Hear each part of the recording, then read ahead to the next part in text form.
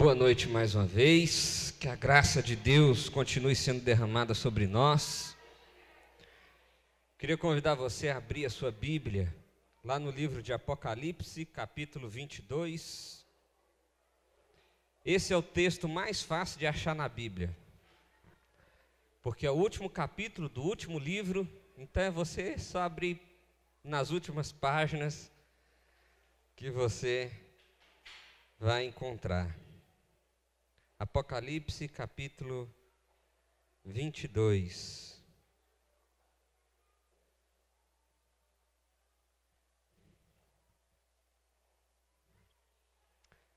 Nós vamos fazer a leitura a partir do verso 7 até o verso 21. Está aí projetado para que você possa acompanhar, se você não tiver trazido sua Bíblia. Apocalipse, capítulo 22, do verso 7 ao verso 21, diz assim a palavra de Deus: Eis que venho em breve, feliz é aquele que guarda as palavras da profecia deste livro. Eu, João, sou aquele que ouviu e viu essas coisas.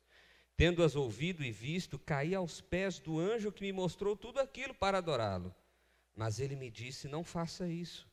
Sou servo como você e seus irmãos, os profetas, e como os que guardam as palavras desse livro. Adore a Deus. Então me disse: não cele as palavras da profecia desse livro. Obrigado.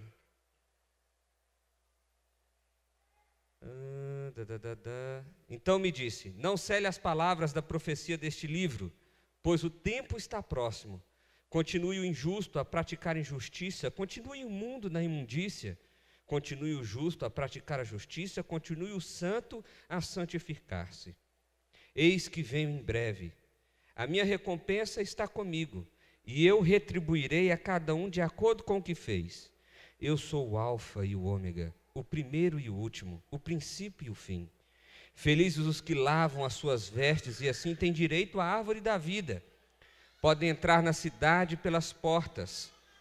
Fora ficam os cães, os que praticam feitiçaria, os que cometem imoralidades sexuais, os assassinos, os idólatras e todos os que amam e praticam a mentira.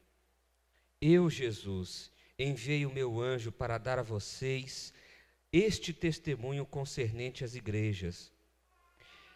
Eu sou a raiz e o descendente de Davi, e a resplandecente estrela da manhã. O Espírito e a noiva dizem: vem. E todo aquele que ouvir, diga: vem. Quem tiver sede, venha. Quem quiser, beba de graça da água da vida. Declaro a todos os que ouvem essas palavras da profecia deste livro: se alguém lhes acrescentar algo, Deus lhes acrescentará as pragas descritas neste livro. Se alguém tirar alguma palavra deste livro da profecia, Deus tirará dele a sua parte da árvore da vida e na cidade santa que são descritas neste livro.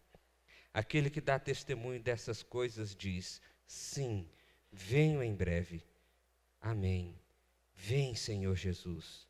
A graça do Senhor Jesus seja com todos. Amém. Vamos orar mais uma vez? Pai, nós te louvamos pela tua palavra, Deus, que foi preservada e o Senhor permitiu que chegasse até aqui a nós, nessa noite, nesse lugar, para que meditássemos nesse texto e para que o Senhor falasse conosco, Deus. Por isso nós te pedimos agora que pelo teu Espírito Santo e pela tua misericórdia o Senhor me use como teu instrumento, ó Deus.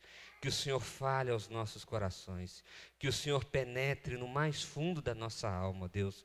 Que o Senhor transforme as nossas vidas, que o Senhor, ó Pai, aqueça os nossos corações e nos traga esperança, paz e alegria que temos em Ti.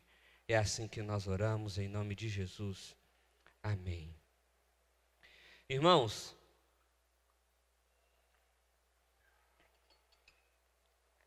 nós estamos, obviamente, encerrando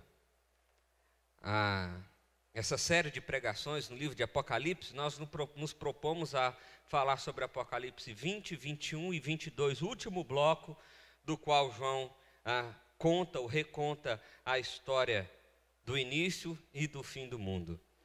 E nós podemos ver coisas preciosas.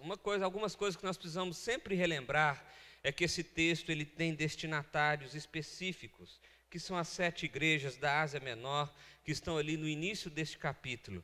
Esse livro foi escrito para eles, para trazer esperança para o coração deles, porque aquela era uma época de forte perseguição pelo imperador Domiciano. Ele queria perseguir os cristãos. Então Deus, pela sua misericórdia, fez com que João escrevesse essa carta, trazendo ânimo para o coração deles, porque este livro mostra que Jesus é o grande vencedor, e que ele venceu todas as batalhas, e que tudo está sob ou abaixo dos pés dele. E porque ele é vencedor, ele nos faz vencedores. E nesse último texto do livro, que não é só do livro de Apocalipse, mas é da Bíblia, eu imagino, e acho que você também deve imaginar, que Deus tem coisas preciosas para falar para nós, né? Imagina, a última coisa que Ele vai dizer a nós, a última revelação, a última mensagem clara dEle para nós. Devem ter coisas preciosas nesse texto, e de fato tem. Por isso eu quero que você acompanhe comigo. A primeira coisa que o texto diz é que Jesus vem, Ele está vindo, e aí Ele espera algo de nós nessa vinda dEle. Diz assim o verso 7, eis que venho em breve, feliz é aquele que guarda as palavras da profecia deste livro. Uma coisa que o texto nos mostra desde o capítulo 20 é que Jesus está vindo, Ele está voltando, isso é real. No verso 6, Deus diz através do anjo, escreve essas palavras, porque elas são fidedignas, elas são reais, elas não podem ser palavras jogadas ao vento, mas é algo que a gente deve acreditar piamente, fortemente. Deve ser um sentimento real e verdadeiro em nós crermos na volta de Cristo. E se Jesus vem, ele diz assim, então feliz é, ou bem-aventurado, é aquele que guarda essas palavras. Só que quando a gente usa a palavra guarda, para nós hoje tem um conceito diferente. Quando a gente fala assim, eu vou guardar alguma coisa, o que você está pedindo para a pessoa? Para esconder, não é? Não é essa a ideia? Eu vou guardar, vou pôr lá na gavetinha do criado mudo, é aquele tipo de coisa que a gente guarda e nunca mais acha. E a gente sempre fala para a esposa, mas eu sei que eu guardei em algum lugar. E não é essa a ideia do texto aqui. Guardar é colocar no coração. Guardar é uma ideia de meditar nisso dia e noite. É algo que está latente na sua vida o tempo todo. É algo que você vivencia o tempo todo. E é assim que começa os primeiros 3 versos desse livro. Olha o que diz lá em Apocalipse de 1 a 3.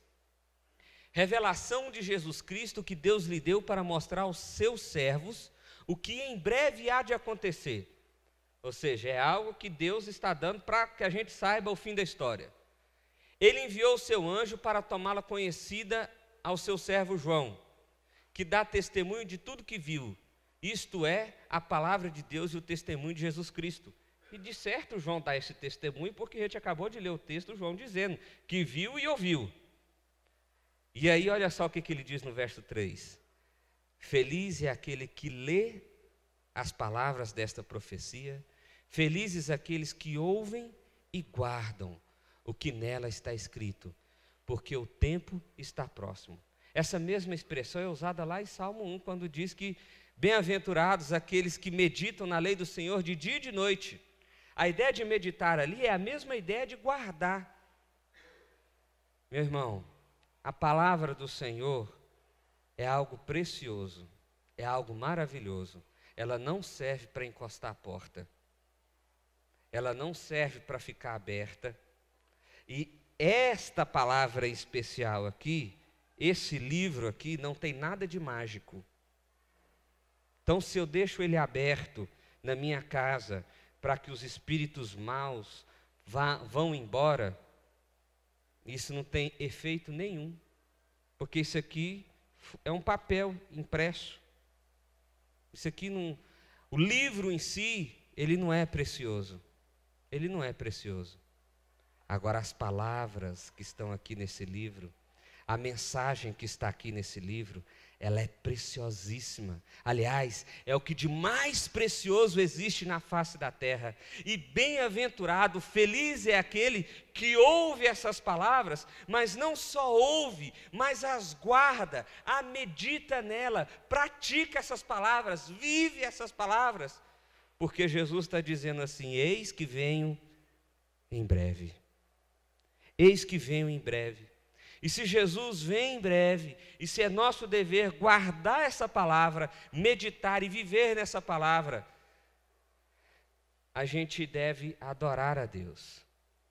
Mas o ponto é que vira e mexe a gente não adora a Deus porque a gente cai no erro. No erro de achar que pessoas, ou objetos, ou instituições, ou qualquer outra coisa que seja que não é Deus, pode ser instrumento de adoração a Deus. Deixa eu te explicar um negócio aqui. Só Deus é digno de adoração. Não há nada que você possa usar para adorar a Deus. Não há nenhum intermediário de adoração a Deus que não seja Jesus Cristo.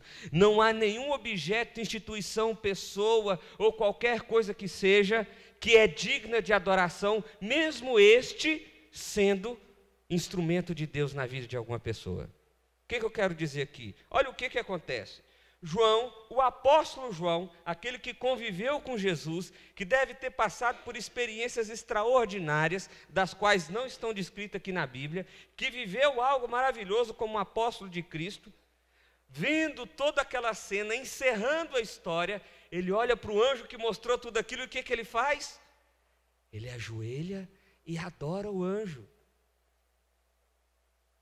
Ele comete um erro gravíssimo. Ele comete um erro gravíssimo.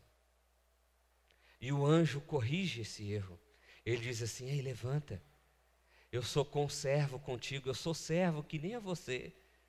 Assim como os profetas, assim como os homens de Deus. Eu não sou digno de adoração. E aí ele faz uma afirmação enfática, que até tem um ponto de exclamação aqui, dizendo: adore a Deus. Meu irmão, se há algo que eu e você precisamos ter em mente, é que o único que é digno de adoração é Deus. Quando a gente pega esse livro e transforma num símbolo de adoração, isso é pecado. Quando a gente pega uma instituição e transforma em adoração, isso é pecado. Quando a gente pega uma pessoa e transforma em instrumento de adoração, isso é pecado. Por mais bom que seja, por mais espetacular que aquela instituição, pessoa ou objeto tenha sido instrumento de Deus para te abençoar, ele não é digno de adoração, porque só Deus é digno de adoração. Nem mesmo os anjos devem ser adorados. O autor de Hebreus 1 começa a carta de Hebreus dizendo isso, que Jesus, ele é o reflexo exato, a expressão exata do ser de Deus, e ele está muito acima dos anjos. Nós temos cometido o pecado de não adorar a Deus, achando que estamos adorando a Deus. Veja bem, João não estava aqui com a intenção de deixar de adorar a Deus em momento nenhum. Imagina você passando pela experiência dele. Um anjo do Senhor vem até João, revela tudo isso aqui, o fim do mundo, o fim da história, mostra tudo o que está acontecendo de maneira magnífica e maravilhosa. Quando o anjo diz: olha, acabou, é isso aí, João pega e fica assim, eu imagino, abismado, e diz: rapaz, e começa a ajoelhar para adorar. Às vezes a gente comete isso, não comete? Pessoas são muito importantes em nossas vidas, como instrumento de Deus, homens de Deus, mulheres de Deus, famílias de Deus, que nos abençoam, que são importantes na nossa história, que nos fazem reerguer, que nos tiram da lama, sendo instrumento de Deus em nossa vida. E muitas vezes nós cometemos o erro de pensar que esta pessoa é digna de adoração. Ela não é, porque só Deus é digno de ser adorado. Só Deus é digno de ser adorado. Só Deus é digno de ser adorado. Lembra do que eu disse? Este é o último capítulo do último livro de Deus para nós. Certamente o que ele está dizendo aqui são coisas preciosíssimas. É a última fala, é o último ato. E esse acontecimento, que é espontâneo pela parte de João, serve para nos lembrar que só Deus pode ser adorado. Ninguém, nenhuma instituição, nenhum objeto, nada pode ser adorado. Apenas Deus pode ser adorado. Mas não fica só por aí. No verso 10 a gente vê assim: então me disse, não cele as palavras da profecia deste livro, pois o tempo está próximo. A ideia de selar aqui já tem mais a ideia de guardar que a gente tem. Selar era coisa de fechar e guardar. Era ali de não ser usado mais. Eu selava para que não fosse mais aberto. Então o anjo do Senhor diz assim: olha, não cele, não tranque, não encerre, não feche. Essa palavra, ela não pode ser escondida. Ela não pode ser selada. Ela não pode ser privada das outras pessoas. A palavra de Deus está aí para ser proclamada, para ser dita. Sabe, a gente deveria viver que nem doido mesmo, eu fico pensando às vezes. Certa vez, muito empolgado com o evangelho e tudo, e aí ele virou para um pastor e disse assim: pastor, eu acho que eu vou fazer uma loucura. Eu acho que eu vou pegar, pôr umas sandálias no pé, vou fazer que nem Jesus. Vou vestir uma roupa qualquer e vou sair por esse mundo aí, pelas ruas, pregando o evangelho, porque é isso que a gente tem que fazer. A gente não pode ficar perdendo tempo, nós precisamos pregar esse evangelho. Então, se Deus sustenta, se é Ele que está no controle, se a mensagem dEle é tão preciosa e importante, vamos sair por essas ruas aí, que nós estamos perdendo tempo aqui dentro. O que um pastor vai responder a hora dessa, gente? Você é doido, não vai não. Ou é isso mesmo, vai lá. E aí se ele responde, então vamos comigo. Ixi, lascou. A mensagem do Jesus, ela precisa ser proclamada. Ela não pode ser selada, encerrada, fechada, escondida. Se essa é a mensagem tão preciosa, se essa é a mensagem mais preciosa, que traz vida, que traz esperança, que transforma corações, ela precisa ser dita. Não dá para a gente ser um agente de Cristo, um 007 de Deus. Não dá. Não dá para a gente escolher os lugares dos quais nós seremos cristãos ou proclamadores deste evangelho. No meu trabalho, é a minha vida secular, não tem nada a ver com a igreja, então eu não preciso. Pois sabe o que Jesus vai dizer para você? Aparta-te de mim, porque eu não vos conheço. Na hora que chegar lá na cidade santa, você lembra do que a gente viu? Ela é aberta por norte, por sul, por leste, por oeste. Os muros são enormes. As portas ficam abertas de dia e de noite. Mas diz lá no capítulo 21 que tem um anjo lá na porta. E não é qualquer um que vai entrar lá, não. É só quem tem o selo de Cristo. É só quem tem o selo de Cristo. Você lembra da descrição do tamanho da muralha? 2.200 quilômetros de altura. Será que dá para você pular? 56 metros de espessura. Será que dá para você meter uma broca lá e furar ela? A cidade santa não é um lugar passível de ser invadido. Ela é a cidade de Deus. E Deus está dizendo: eis que venho em breve. Eis que venho em breve. Feliz é aquele que guarda estas palavras. Feliz é aquele que guarda essas palavras. Não cele a palavra. Não cele, proclame, o tempo está próximo. É hora da gente dizer realmente: Cristo está vindo, o momento é esse, o momento é agora. Não dá para perder tempo mais. Não dá. E esse texto, ele é forte, porque olha o que diz a continuação do verso 11. Continue o injusto a praticar a injustiça, continue o imundo na imundícia, continue o justo na prática da justiça e continue o santo a se santificar-se. Aqui é uma poesia que existia na época hebraica. Na verdade, há um contraposto aqui, há um paradoxo, é como se fosse o justo versus o injusto. O que João está dizendo aqui para nós é que só tem duas classificações de pessoas. Aquele que é justo e é santificado, ele é passível de uma ação de Deus que o santifica, e aquele que é injusto e continua na imundícia, na sujeira, praticando a injustiça. Só tem dois tipos de pessoa, só tem duas alternativas, não tem um terceiro caminho. Por isso essa mensagem precisa ser proclamada, por isso essa mensagem precisa ser vivida. E no verso 2 ele reafirma mais uma vez: eis que venho em breve. A minha recompensa está comigo e eu a retribuirei a cada um de acordo com o que fez. Eu sou o alfa, eu sou o ômega, eu sou o princípio, eu sou o fim. Deixa eu te contar um negócio aqui que talvez você não vai gostar. Você não é o protagonista da história desse mundo. Você não é o centro dessa história. O centro da história desse mundo é Jesus. Ele começou essa história.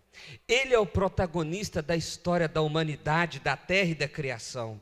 Ele é o início, é Ele quem começou tudo. Por meio dele foram feitas todas as coisas. Para a glória dele é que tudo foi realizado. E Ele realizará o fim de todas essas coisas, porque Ele é o início e Ele é o fim. O protagonista da história do mundo é Jesus Cristo. É Jesus, não somos nós, mas pela graça e misericórdia dEle, Ele nos chama a viver esse protagonismo com Ele, a viver a eternidade com Ele, a desfrutar da vida eterna com Ele. Jesus não precisava, meu irmão.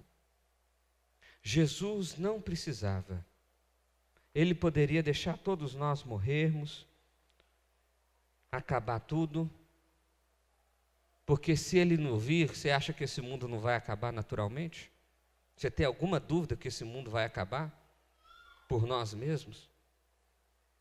Eu sei que isso acontece muito em filme, e a gente fica pensando que é só em filme. Não, a coisa está feia. O mundo, se Jesus não voltar, o mundo vai acabar, vai ter um fim. Não preocupa não, isso aqui não é eterno. Mas Jesus vai voltar. E Ele diz: eu venho em breve, porque eu sou o alfa, eu sou o ômega, eu sou o início, eu sou o fim, eu sou o princípio de tudo. Eu sou o princípio de tudo. Ele fala isso para mostrar a soberania dEle, o poder dEle, como Ele é maravilhoso. Diz o verso 14 o seguinte: felizes os que lavam as suas vestes, e assim têm direito à árvore da vida. Tem um texto lá em Apocalipse 7 que diz assim: então um dos anciãos me perguntou: quem são esses que estão vestidos de branco e de onde vieram? Respondi: Senhor, tu sabes. E ele disse: estes são os que vieram da grande tribulação e lavaram as suas vestes e a branquearam no sangue do Cordeiro. No sangue do Cordeiro. Nós não seremos lavados por nós mesmos, nós não entraremos no céu limpos por causa das nossas atitudes, mas nós seremos lavados por causa do sangue do Cordeiro, que é o protagonista da história e que resolveu nos salvar, que resolveu nos dar vida, que resolveu trazer esperança para os nossos corações ainda que não fôssemos nada nessa história, ainda que não fôssemos ninguém nessa história. Diz o texto do verso 14 que só esses que podem entrar na cidade pelas portas abertas, só esses que foram lavados pelo sangue do Cordeiro, que se encontram purificados pelo sangue de Cristo, é que podem entrar na cidade de Deus, na cidade santa de Deus. E ficam de fora os cães, os que praticam feitiçaria, os que cometem imoralidades sexuais, os assassinos, os idólatras e todos os que amam e praticam a mentira. Todos aqueles que rejeitam o evangelho de Jesus, em poucas palavras a gente pode dizer assim. Todos aqueles que não foram alcançados pelo sangue do Cordeiro, todos aqueles que não tiveram o nome escrito no livro da vida, esses não vão entrar. Esses não vão entrar. Agora veja bem, o texto, ele não é falado dessa forma para que a gente fique com medo. Meu Deus do céu, e agora? Gente, que eu menti hoje, que eu estou no inferno. E agora, o que eu vou fazer? O que eu vou fazer? Você foi lavado pelo sangue do Cordeiro. Você vai entrar lá do jeito que você está. A única diferença é que o sangue do Cordeiro será derramado sobre você. E quando você estiver todo sujo pelo sangue de Cristo, então os anjos vão dizer: pode entrar, pode entrar. E talvez aqueles que vão estar limpinhos, disfarçados pelo pecado, pela impureza, o anjo vai dizer: você não, meu amigo, você não tem a marca de Cristo, você não tem o selo de Cristo, você não foi alcançado pela graça de Cristo. Mas esse aqui que está sujo, que se arrependeu, que entendeu que era pecador, que precisava da graça de Jesus, esse aqui que entendeu que era pequeno, que foi humilde de espírito, esse pode entrar na cidade de Deus. Esse pode. Não vai ter suborno lá. Não vai ter suborno lá. Não vai ter jeito de burlar os anjos. A árvore da vida está aí. Nós cantamos aqui: vem, Senhor Jesus. Vem, Senhor Jesus. Vem, Senhor Jesus. E eu fico me perguntando, estamos cantando isso para quê? Você realmente quer que Cristo entre na sua vida? E eu não estou falando lá do futuro, não, eu estou falando de hoje, de agora. Você quer realmente que Ele crie um rebuliço dentro de você?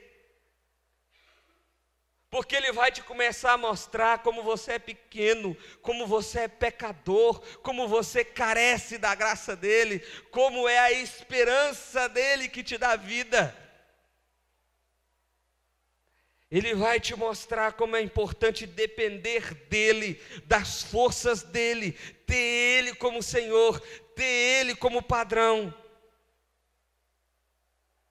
Você quer mesmo dizer para Jesus: vem, vem sobre a minha vida, alcança o meu coração, transforma-me, inunda, me faz imergir no Senhor. Você quer mesmo dizer isso para Jesus? Eu quero. Eu quero dizer: vem, Jesus, me constranja, mostra os meus pecados, me puna, me corrija, me mostra como eu sou pecador. Eu quero, Deus, que o Senhor venha, porque eu quero uma transformação de vida real. Eu não quero viver uma vida que vai durar poucos anos, eu quero viver uma vida eterna. Então vem, Jesus, inunda o meu ser, inunda o meu coração, me faz imergir nessa água de vida, me faz desfrutar da árvore da vida, porque tudo isso é para hoje, meu irmão, tudo isso é para agora. Nós desfrutamos de tudo isso hoje, não plenamente ainda, Mas haverá o dia que será pleno, mas isso nós desfrutamos hoje. A vida com Cristo é para agora, não é para amanhã. A vida com Cristo é para hoje. É para hoje. O verso 16 diz assim: eu, Jesus, enviei o meu anjo para dar a vocês esse testemunho concernente às igrejas. Eu sou a raiz e o descendente de Davi, e a resplandecente estrela da manhã. Jesus está dizendo o seguinte: olha, eu que enviei esse anjo para mostrar, para revelar o que é que vai acontecer. E eu sou a raiz de Davi. Sabe o que ele está querendo dizer aqui? Que ele é o Messias prometido lá no Antigo Testamento, que ele é aquele que pisaria sobre a cabeça da serpente, como está narrado lá em Gênesis 3, que ele é aquele que traria luz sobre a humanidade, sobre toda a criação, ele é aquele que traria vida aonde há morte, ele é aquele que transformaria toda e qualquer criatura para a glória dele. Ele é a raiz de Davi, o Messias prometido, aquele do qual Deus falou lá no início. Esse é Jesus. E ele é a estrela da manhã. A estrela da manhã é o sol. É o nascer do sol. Você já viu o nascer do sol? Espero que você tenha visto em boas situações. Mas imagine, quando a gente está ali vendo o nascer do sol, a sensação que nos dá é de que o novo irá começar. O novo irá começar. É um novo dia. É a luz entrando em meio à escuridão, dissipando toda a escuridão, mandando embora as sombras. É a estrela da manhã resplandecendo sobre mim, trazendo vida e esperança a mim. É isso que Jesus nos promete. É disso que Ele está falando. Ele é a estrela da manhã. Ele é aquele que dissipa a escuridão. Ele é aquele que traz o novo. É o novo dia. É o nascer de novo. Ele é aquele que traz luz, que traz vida, que traz esperança, não é assim? Amanhã vai ser um dia diferente. Amanhã eu vou mudar. Amanhã eu vou fazer o regime. Amanhã eu vou andar de bicicleta. Mas amanhã eu vou mesmo. A estrela da manhã vai vir. E como a gente viu lá em Apocalipse 21, não haverá noite. Porque a glória de Deus vai iluminar essa cidade santa, na habitação que nós estaremos lá, porque como a gente leu no início desse culto, em João 14, Jesus dizendo aos discípulos: olha, eu vou lá, mas eu quero dizer para vocês, na casa do meu pai há muitos aposentos, tem lugar para muita gente, e eu vou lá, mas eu vou voltar, porque eu vou guardar o seu lugar lá. Você já pensou chegar lá, ver o anjo, está aqui sua chave, sua casa é subindo aqui, você vai passar por Moisés, Jacó, aí você vai ver Pedro, do lado de Pedro. Mano, Pedro é encrenqueiro, podia ser. Não, você fica tranquilo que vai ser fantástico. Não haverá mais noite, não haverá mais a escuridão, porque a estrela da manhã vai resplandecer e vai trazer luz. E vai trazer luz. Aí você sabe o que Deus espera de nós como reação diante disso? Deus espera de nós o seguinte, olha o que diz o verso 17. O Espírito e a noiva, quem é a noiva? A igreja, dizem, vem. E todo aquele que ouvir, diga, ouvir o quê? Essa mensagem, entender, guardar, diz o quê? Vem. Quem tiver sede, venha. Quem quiser, beba de graça da água da vida. Os portões estão abertos para você. Então nós queremos dizer para Jesus: vem, Senhor, vem, Deus, invade, inunda o meu ser, o meu coração. Eu quero desfrutar de tudo isso. E nós podemos desfrutar de tudo isso. Ah, como nós podemos, como nós temos perdido tempo tentando desfrutar das coisas que são materiais.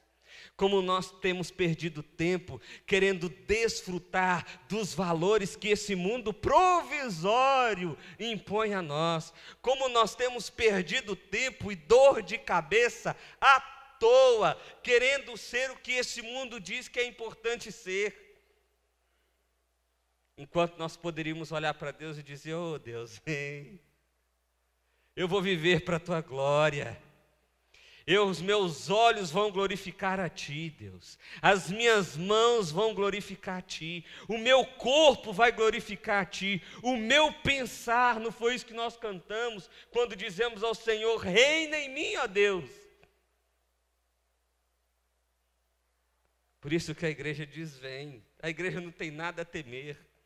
A igreja sabe que é pecadora, mas ela sabe que está suja, ou melhor, foi lavada pelo sangue do Cordeiro. Foi lavada pelo sangue do Cordeiro.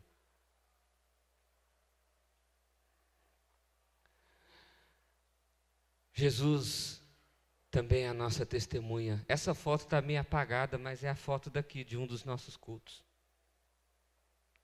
Porque diz o verso 20 o seguinte: aquele que dá testemunho dessas coisas diz: sim, vem em breve. Quem é que dá testemunho de tudo? Quem é que é o princípio e o fim? Quem é que estava presente em todo momento na história desse mundo? Quem é que começou todas as coisas e vai encerrar todas elas? Jesus. E ele está dizendo assim: eu venho em breve. Pela quarta vez nesse texto, Jesus diz: eu venho em breve. E aí nós, como igreja do Senhor, vamos responder o quê? Amém. Vem, Senhor Jesus. Que assim seja feito, que assim seja realizado, que o Senhor venha sobre nós. Nós não tememos, nós já sabemos o fim. Nós já sabemos o que nos espera, o que nos aguarda. Eu não tenho mais medo da morte, porque a morte não me alcança. Olha que maravilha! A morte não me alcança, porque o que eu tenho é a vida eterna em Jesus Cristo. Eu não tenho medo da morte, porque eu estarei ali na cidade santa junto com Deus, onde não haverá mais noite e a própria glória de Deus irá iluminar tudo.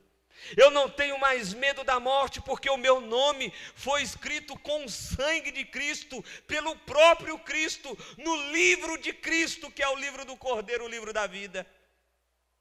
Eu não tenho mais medo da morte, porque o selo de Cristo me marcou, e eu fui lavado pelo sangue do Cordeiro. Então, por isso eu digo amém para as palavras de Jesus, quando Ele diz que está vindo. E eu respondo: sim, vem, Senhor Jesus. Vem, Senhor Jesus. E o verso 21 termina dizendo: a graça do Senhor Jesus seja com todos. Amém. Amém. Amém. Para a gente concluir, Jesus está vindo e a nós cabe guardar as suas palavras. Se você tem dúvida da volta de Cristo, Jesus disse nesse texto por 4 vezes: eu venho em breve. É Ele quem está falando. Jesus dizendo: eu venho em breve. Eu venho em breve. E Ele fala: olha, feliz é aquele que guarda a minha palavra. Guarda no sentido de meditar, de viver. Feliz é.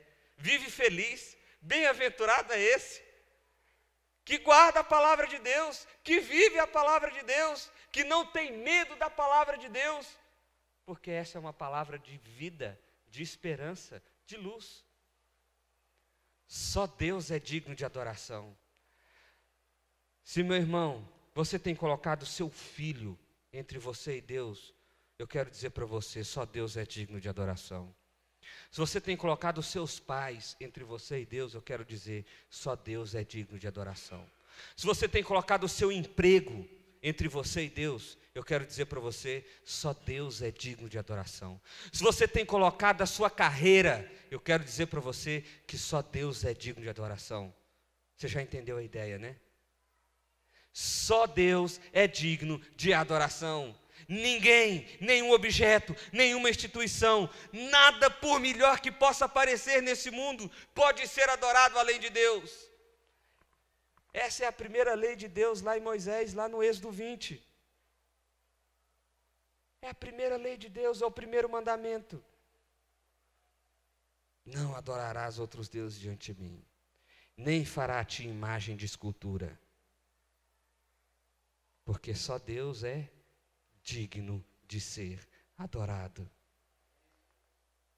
Só Deus. Precisamos proclamar essa mensagem de esperança. Você tem uma grande responsabilidade agora, porque agora você sabe o que vai acontecer no fim do mundo. Você agora já sabe. Você não precisa ficar com medo do desconhecido, porque não há nada desconhecido. Está descrito aqui, nós meditamos em tudo isso. Jesus vai vir, vai vencer a Satanás, vai lançar todo mundo que estiver no lago, e eles vão sofrer eternamente, mas aqueles que foram lavados, remidos pelo sangue de Cristo, que entenderam que eram pecadores e que careciam da graça de Deus, esses vão entrar na cidade santa de Deus, e lá há muitos aposentos, onde eles desfrutarão da eterna glória do Senhor. Você já sabe o fim dessa história, mas tem muita gente aí fora que não sabe, gente. Tem muita gente aí fora com medo da morte, medo porque o que vai acontecer depois? E agora? Se eu morrer, acabou a esperança? Não existe mais nada? Existe. Existe algo maravilhoso, existe um caminho esplendoroso, existe algo fantástico da parte de Deus para você. Mas se você rejeitar a mensagem de Deus, existe algo terrível, existe algo inimaginável do quanto é ruim. É nosso dever falar isso para as pessoas. É nosso dever proclamar isso para as pessoas. Não cele a palavra de Deus. Não cele. O sangue de Cristo nos purifica. Como é bom ser lavado pelo sangue de Cristo. Como é bom ser lavado pelo sangue de Cristo. Eu não sei quanto a você, mas eu quero entrar todo sujo do sangue de Cristo nos céus. Até porque só tem jeito de entrar assim. Não vai entrar de outro jeito, é só assim. Como é bom saber que o sangue de Cristo nos remete à obra de Cristo, ao que Ele fez, ao amor dEle. Jesus nos amou a tal ponto de morrer por nós, verter o seu sangue por nós, ressuscitar para mostrar a nós que a morte não nos alcança e que nós seremos ressuscitados e que desfrutaremos da vida eterna, porque o protagonista da história resolveu dividir esse protagonismo com nós, míseros insetos nessa terra. Mas ele diz: eu amo esse pessoal.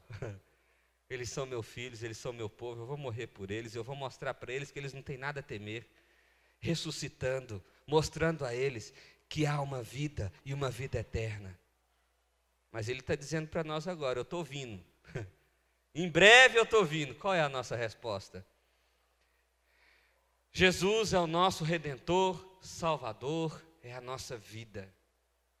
Isso que nós temos aqui, meu irmão, é um pedaço pequeno de uma possibilidade de vida.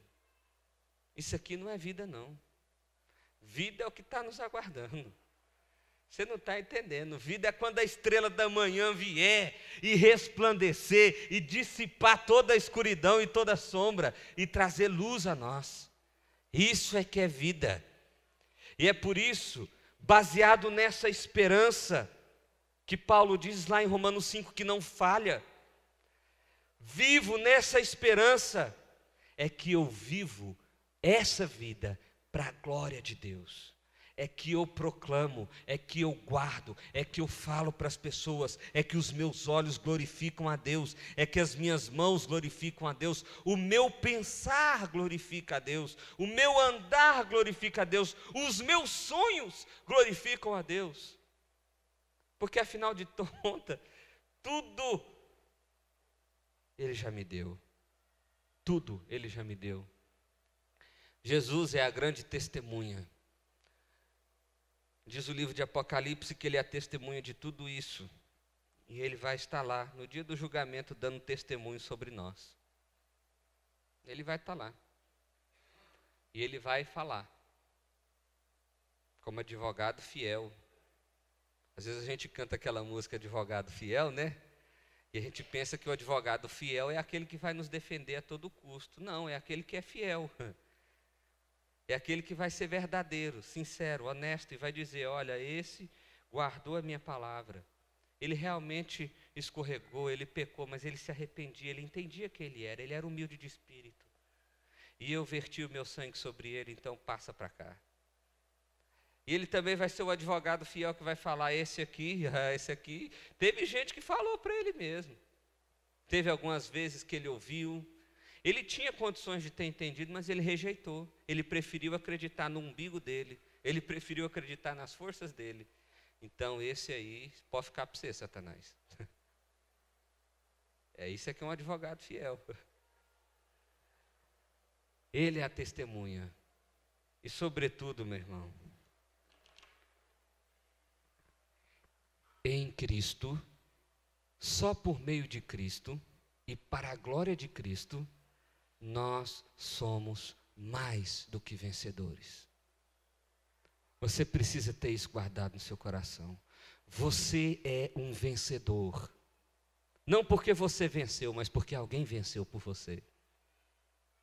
Você já tem a medalha do final dessa história. Você já ganhou o troféu.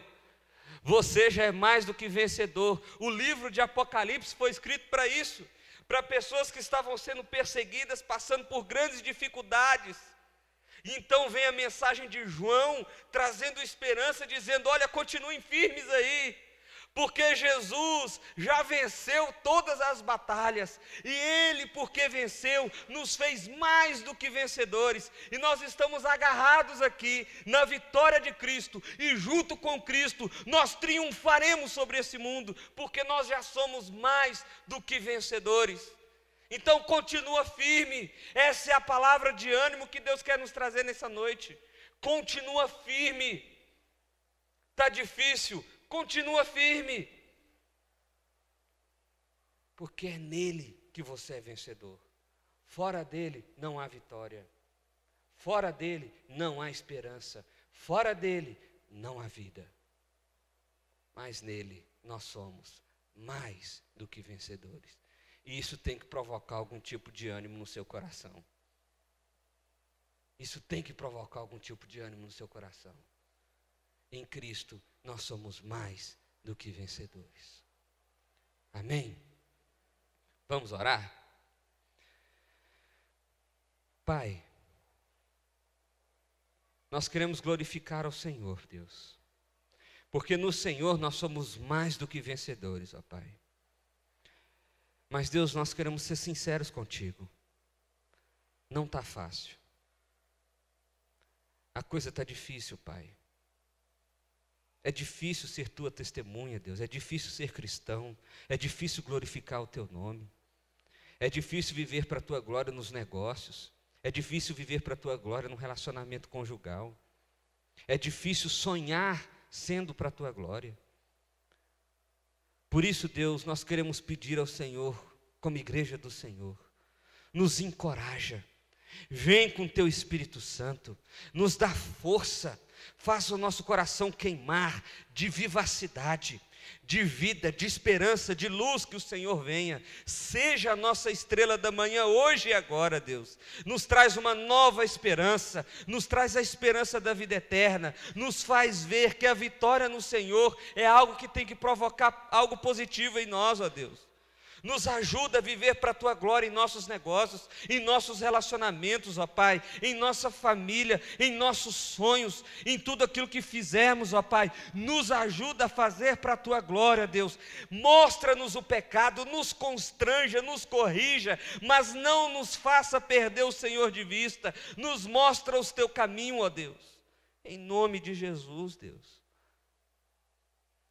Que nós possamos viver essa vida vida eterna no Senhor, hoje e agora, para a tua glória.